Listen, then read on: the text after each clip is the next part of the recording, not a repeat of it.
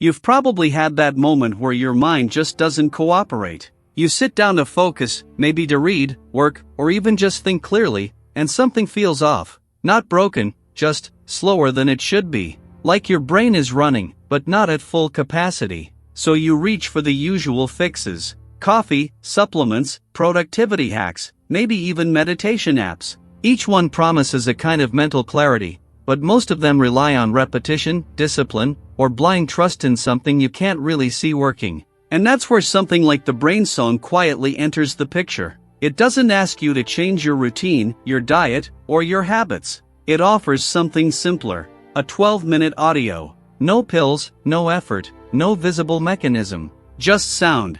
And the claim is subtle but powerful, that by listening, you can influence your brainwaves and support something called BDNF, a molecule associated with learning and brain health. At first glance, it feels almost too clean, too frictionless. Because if you think about it, most systems that claim to improve your mind fall into one of two categories. Either they demand effort and consistency, or they package complexity into something you're not meant to understand. The Brain Song leans toward the second. It references neuroscience, specifically gamma brainwaves and BDNF. These are real concepts. BDNF is often described as a kind of support system for neurons, helping with communication and adaptability. Gamma waves are associated, in some studies, with higher-level cognitive functions like attention and memory. But here's where things become less visible. The product suggests that specific sound patterns can guide your brain into these gamma states, not through training or feedback, but passively.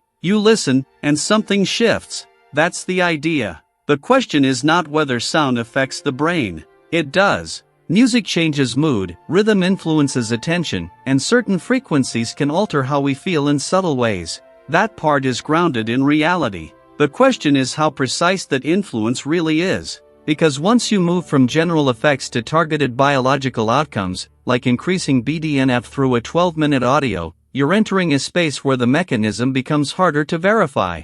You're being asked to trust a process you can't observe, measure, or adjust. And this is where most people don't realize the shift. It's not just about whether the product works. It's about what kind of relationship it creates between you and your own mind. Commercial solutions often simplify the interface while hiding the structure. You press play, and something is supposed to happen internally. If it works, you credit the system. If it doesn't, you assume you did something wrong or didn't give it enough time. Either way, the control stays outside of you. Now, to be fair, the Brain Song does offer something appealing in a different way. It removes friction. There's no learning curve, no complex setup, no lifestyle overhaul. For someone overwhelmed by more demanding approaches, that simplicity has real value. And there's also the psychological effect of having a dedicated moment each day where you step away, put on headphones, and give your brain a break. That alone can create a noticeable shift in how you feel.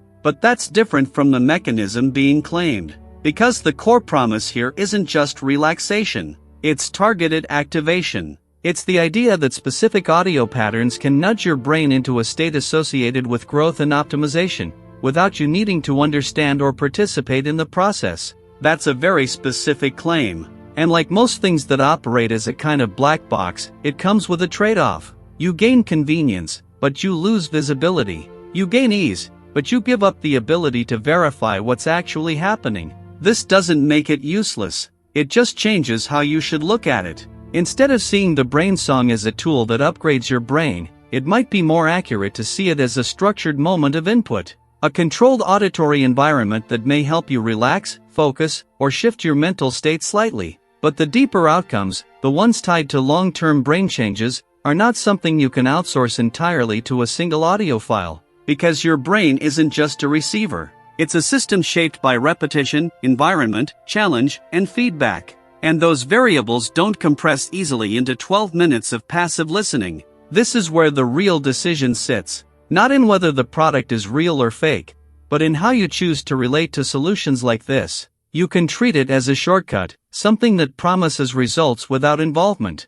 Or you can treat it as one small piece in a larger system that you actively understand and build over time. The first approach is easier. The second gives you more control. And that difference matters more than most people think. Because once you start noticing how many solutions are designed to keep you dependent on something external, you begin to see the pattern. The simplicity is not just a feature, it's part of the design. It removes friction, but it also removes insight. And over time, that trade-off accumulates. So if you're considering the brain song, the real question isn't just whether it works. It's whether you're comfortable with how it works. Or more accurately, how little of it you can actually see. Some people are fine with that. They just want something that fits into their day and feels like it helps. And for them, a 12-minute audio might be enough to create that sense of improvement. But if you're someone who prefers to understand the systems shaping your mind, who values visibility over convenience, then you might start looking beyond the surface. Because at some point, the difference between consuming solutions and understanding them becomes impossible to ignore. If you want to look at the brain song from that perspective, there's a link below where you can see exactly how it's presented and decide where you stand before it becomes just another thing you rely on.